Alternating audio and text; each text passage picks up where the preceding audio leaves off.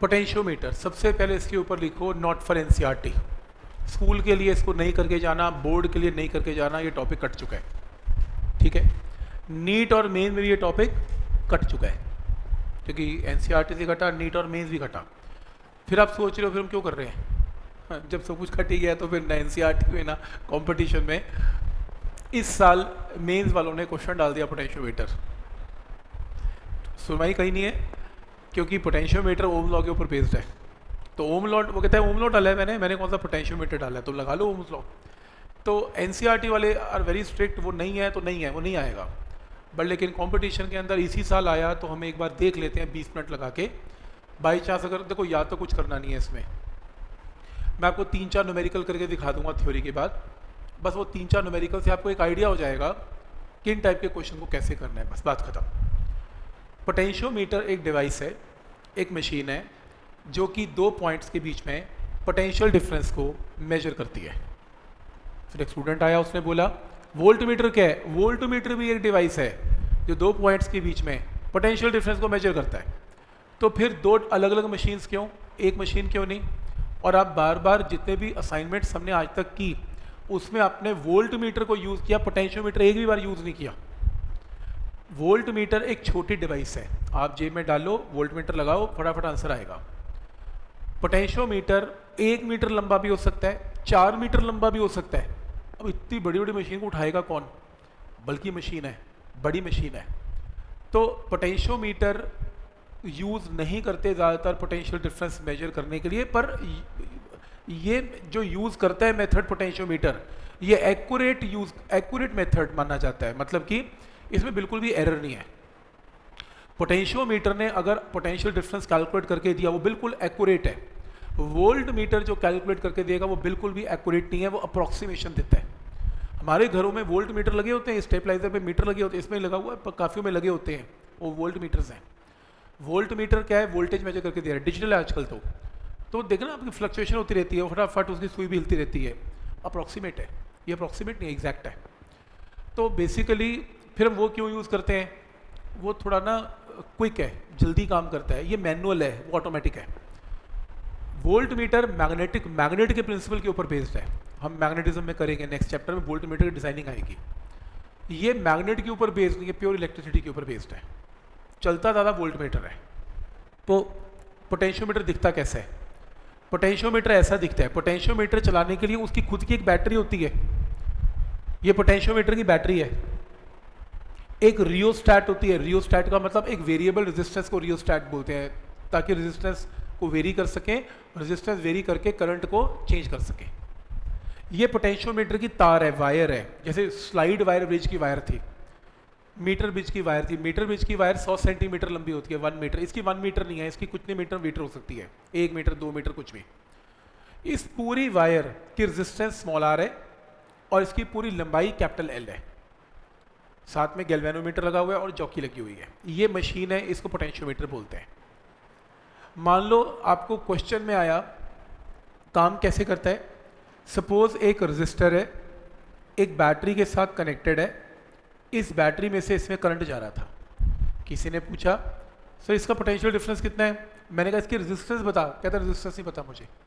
मैंने कहा बैटरी की वैल्यू बता, ईएमएफ बता, कहता वैल्यू भी नहीं पता, ईएमएफ ठीक है। तो मैंने तो कुछ पता क्या? कहता कुछ नहीं पता, तो पोटेंशियल निकाल दो। कुछ बता ही नहीं रहा और क्या ढूंढ रहा है? Potential difference. तो फिर एक काम कर, मैंने कहा पोटेंशियोमीटर उठा ला, पूरी की पूरी मशीन उठा ला। इस मशीन के अंदर तू देखेगा गैल्वेनोमीटर लगा होगा, ऐसी दो तारें होंगी, 2 वायर्स हैं, लूज एंड्स हैं। उन 2 तारों को उठा के यहाँ पे कनेक्ट कर दे। फिर इस मशीन में कुछ काम कर, वो कैसे काम करती है बताऊंगा। तो जितना भी पोटेंशियल डिफरेंस है ये मशीन आपको मेजर करके दे देगी। मतलब मेरे को नीचे के सर्किट का ना आर चाहिए ना ई चाहिए, बस मेरी वायर्स कनेक्ट कर देना। तो ये पैरेलल में कनेक्शन होता है, तो V की वैल्यू पैरेलल में रिमेन्स सेम। तो ऊपर का पोटेंशियल डिफरेंस मेजर करना सिखाऊंगा, नीचे का अपने आप सेम आ जाएगा। कोई कहता है कि मेरे पास एक बैटरी है, बैटरी की ईएमएफ ई है, लेकिन वैल्यू क्या है मुझे मालूम नहीं है, मिट गई उस पर वैल्यू कितनी है, पता नहीं कितने वोल्ट की बैटरी है, मैं कैसे ढूंढूं ईएमएफ कितनी है? मैंने कहा कुछ मत कर, एक काम कर, पोटेंशियोमीटर ले आ। पोटेंशियोमीटर के अंदर गैल्वेनोमीटर की एक तार यहाँ पे ज्वाइन कर, दूसरी यहाँ पे ज्वाइन कर। फिर मैं आपको काम करना सिखाऊंगा, जो भी यहाँ बैटरी की ईएमएफ है ऊपर आ जाएगी आंसर। तो सही तरीका है, मतलब मुझे नीचे का कुछ भी ना पता हो तो मैं वहाँ का पोटेंशियल डिफरेंस भी निकाल सकता हूँ। तो कैसे करता हूँ वो डिस्कस करते हैं। इसको करने के लिए पहले एक पॉइंट को समझें कि जब भी आप कोई भी काम करेंगे, जब भी आप कुछ भी पोटेंशियोमीटर के साथ काम करेंगे, मान लेते हैं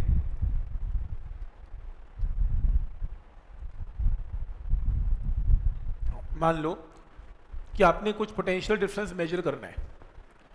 पोटेंशियल डिफरेंस जो मेजर करना है वो सपोज यहाँ मेजर करना है, इसमें मेजर करना है। नीचे एक सर्किट चल रहा था, ईएमएफ ई थी, आर था, कुछ नहीं पता था इसका आपको। तो आपने दो तारें यहाँ पे कनेक्ट कर दी। जब दो वायर्स कनेक्ट की तो हुआ क्या, यहाँ से करंट आएगा, वो करंट यहाँ भी जाएगा, वो करंट जंक्शन से यहाँ भी जाएगा, यहाँ भी जाएगा, फिर ये करंट यहाँ भी जाएगा, यहाँ भी जाएगा, यहाँ भी जाएगा, यहाँ भी जाएगा, यहाँ भी जाएगा। वायर में दोनों बैटरी के करंट मिक्स हो जाएंगे। दोनों बैटरीज हैं, ऊपर भी और नीचे भी, मतलब मिक्स होने स्टार्ट हो जाएंगे। जब करंट मिक्स हो गए तो मेरा पर्पस डिफीट हो गया। क्यों? क्योंकि करंट मिक्स हो गया तो मैं आई इंटू आर सही निकाल नहीं पाऊंगा। मैं ये चाहता हूँ कि इसका करंट इसके करंट में मिक्स ना हो बिल्कुल भी। तो मैं क्या करूँगा इसमें, मैं सिंपली एक काम करूँगा कि जब मैं इस क्वेश्चन को सॉल्व करूँगा, मान लो मेरे को इसका पोटेंशियल डिफरेंस निकालना है, जो भी होगा इसके क्रॉस, तो मैं पोटेंशियोमीटर की जब वायर्स कनेक्ट करूँगा, सबसे पहला काम दो वायर्स को कनेक्ट करने के बाद जॉकी मूव करूँगा वायर के ऊपर। एक ऐसा पॉइंट आएगा जब गैल्वेनोमीटर की रीडिंग क्या जाएगी, 0, वहीं रोक लूँगा। आपको कि इससे क्या हुआ, गैल्वेनोमीटर की रीडिंग 0 का मतलब इस वायर में बिल्कुल भी कोई करंट नहीं है। मतलब अगर इस पॉइंट का पोटेंशियल V1 है तो इस पॉइंट का पोटेंशियल भी V1 है, तभी तो पोटेंशियल डिफरेंस क्या आएगा इनका, 0।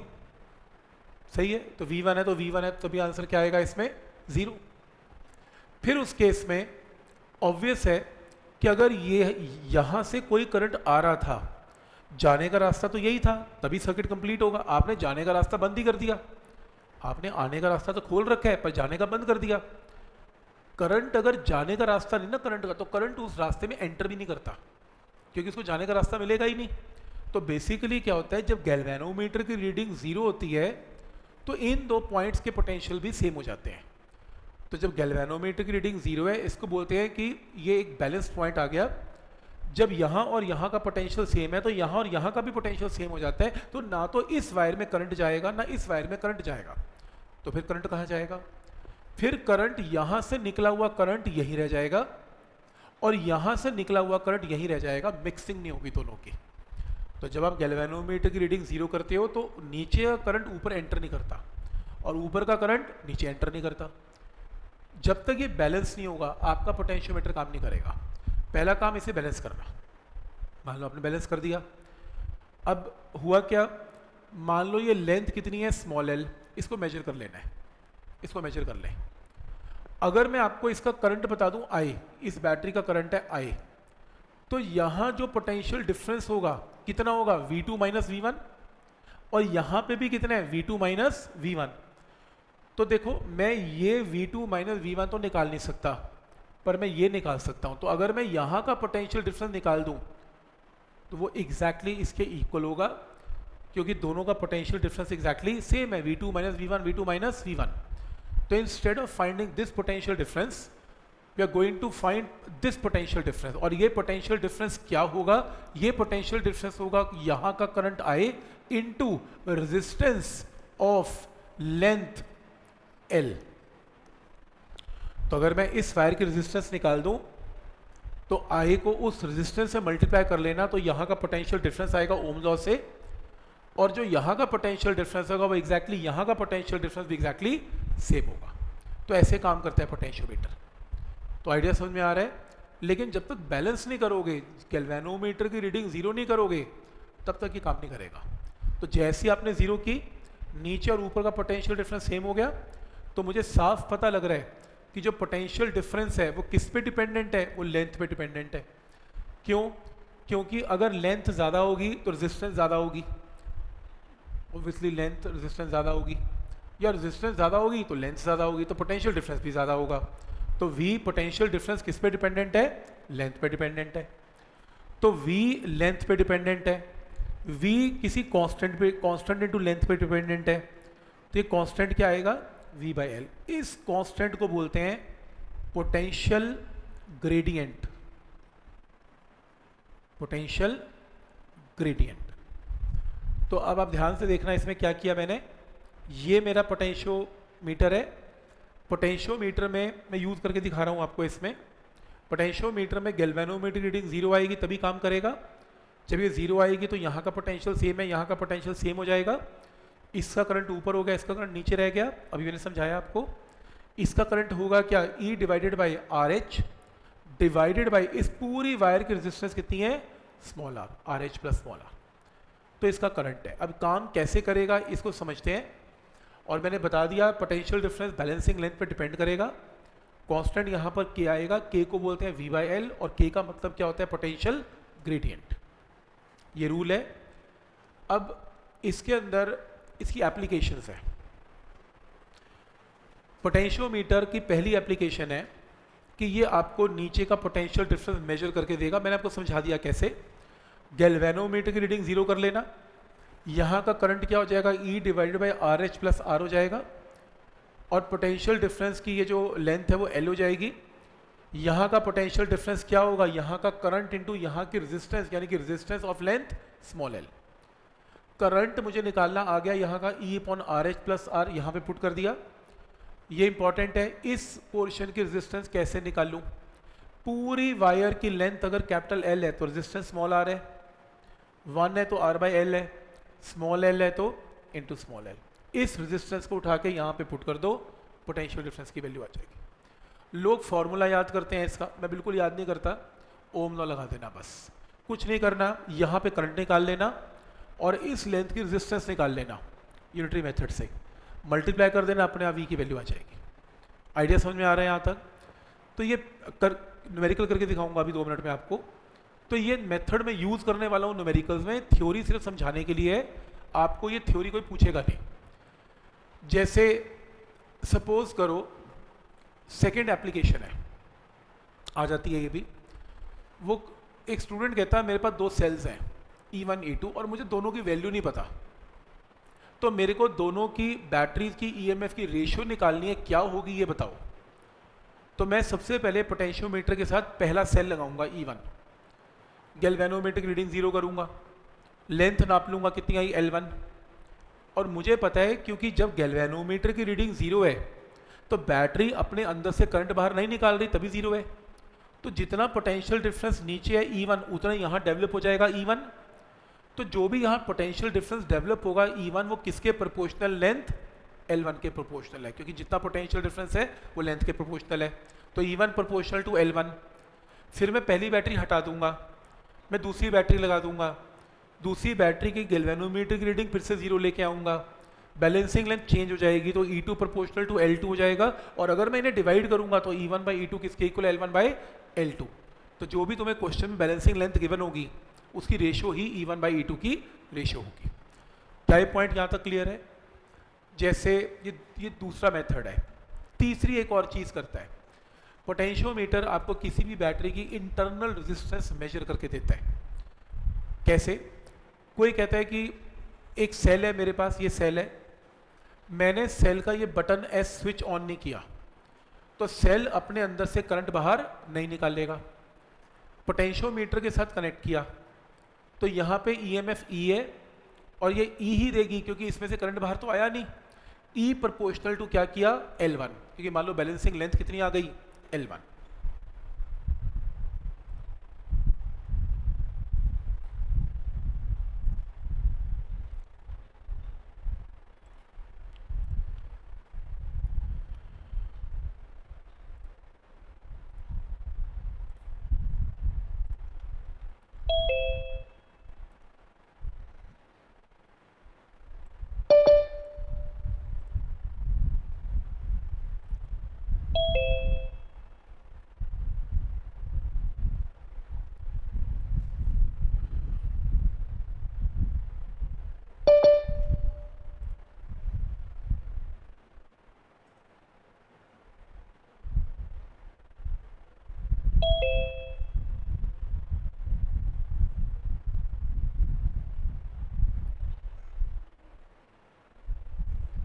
देखो मैं ये समझा रहा था, इंटरनल रेजिस्टेंस निकालने के लिए आपने सबसे पहले एक बैटरी ली, आपने स्विच को ऑन नहीं किया तो इसमें से कोई करंट बाहर नहीं निकला, तो EMF E है, आपने इसको बैलेंस कर लिया, लेंथ L1 आ गई, तो E proportional to L1 first equation.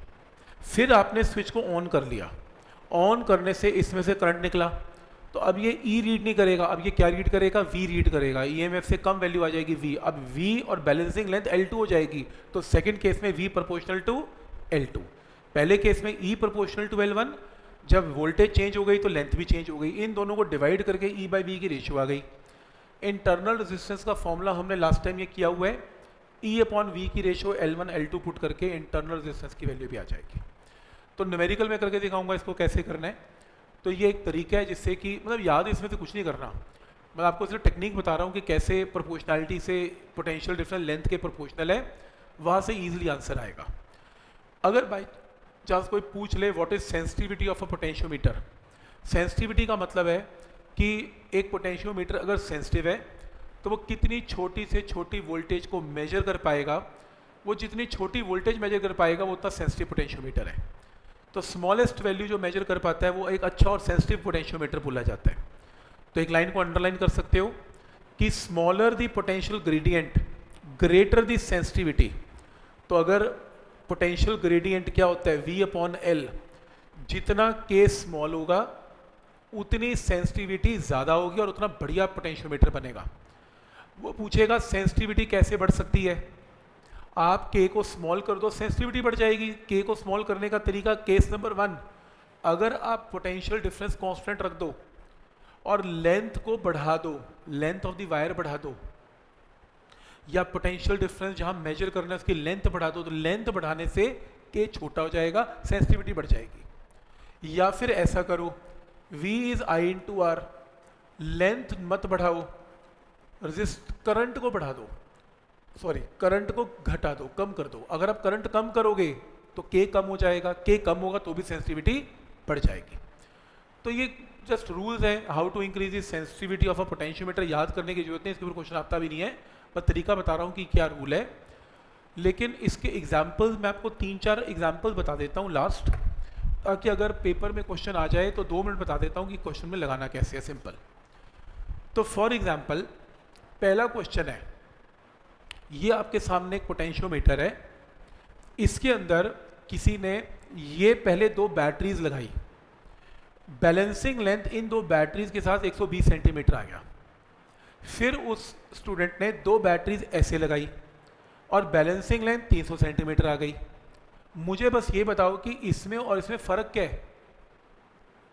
जब मैंने ये 2 बैटरीज लगाई तो नेट EMF कितनी है, E1 माइनस E2, क्योंकि 2 बैटरीज उल्टी कनेक्टेड है, लेकिन ये 2 बैटरी सीधी कनेक्टेड है, तो नेट EMF कितनी है, E1 प्लस E2।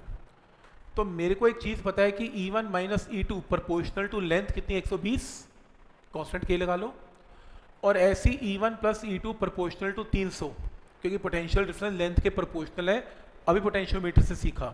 तो E1 plus E2 proportional to length 300, इन दोनों को साइमल्टेनियसली सॉल्व करके E1 E2 आ गया।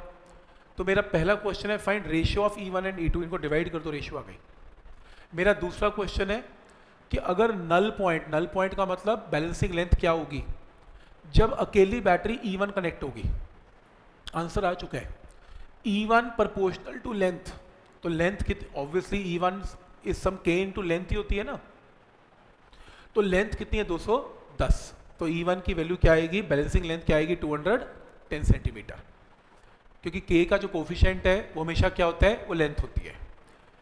जैसे सपोज करो सेम क्वेश्चन है, वो कह रहे हैं 5 वोल्ट की बैटरी है, रियोस्टैट नहीं है, 2 सेल्स हैं सीधे कनेक्टेड है, सेम पोलैरिटी के साथ अगर सेल्स कनेक्ट करें और अगर ऑपोजिट का मतलब उल्टे सेल्स कनेक्ट करें, सीधे कनेक्ट करने पे बैलेंसिंग लेंथ 350 है, उल्टे सेल्स कनेक्ट करने पे बैलेंसिंग लेंथ 50 है।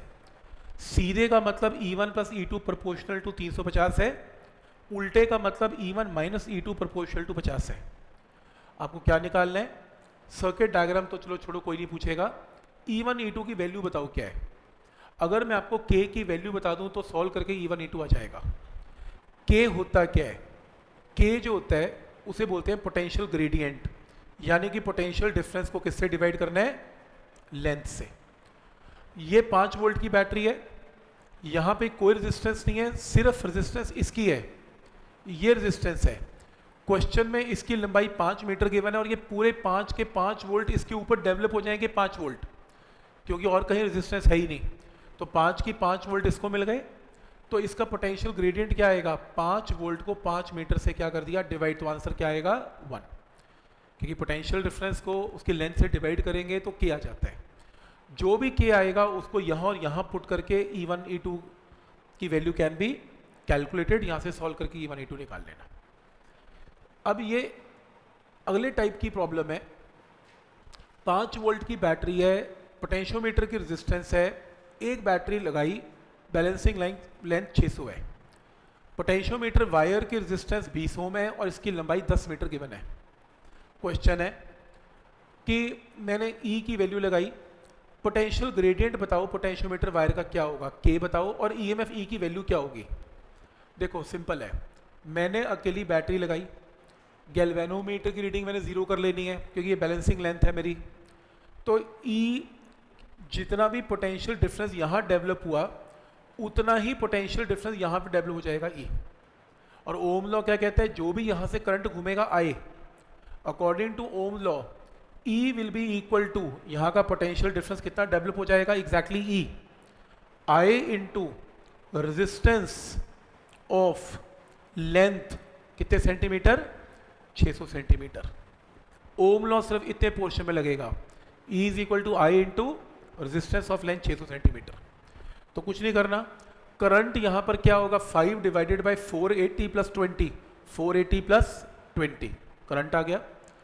और E की वैल्यू क्या है, I into resistance of length 600, current आपने निकाल दिया, रेजिस्टेंस 600 सेंटीमीटर की क्या होगी, वो यहाँ से कैलकुलेट होगी। अगर 10 मीटर की वायर है, सेंटीमीटर में कन्वर्ट कर लेना, तो रेजिस्टेंस 20 ओम है, 1 सेंटीमीटर की डिवाइड कर लो और 600 सेंटीमीटर से आंसर। तो जो ये वैल्यू आएगी इसको यहाँ पुट कर लेना और EMF की वैल्यू आ जाएगी। तो मेरे कहने का मतलब पोटेंशियोमीटर आएगा नहीं, लेकिन अगर आ जाता है तो नीचे और ऊपर का पोटेंशियल डिफरेंस सेम करके I into R Ohm law लगा के अपना आंसर को कैलकुलेट कर सकते हैं। तो वैसे आने का चांस कम है इसमें।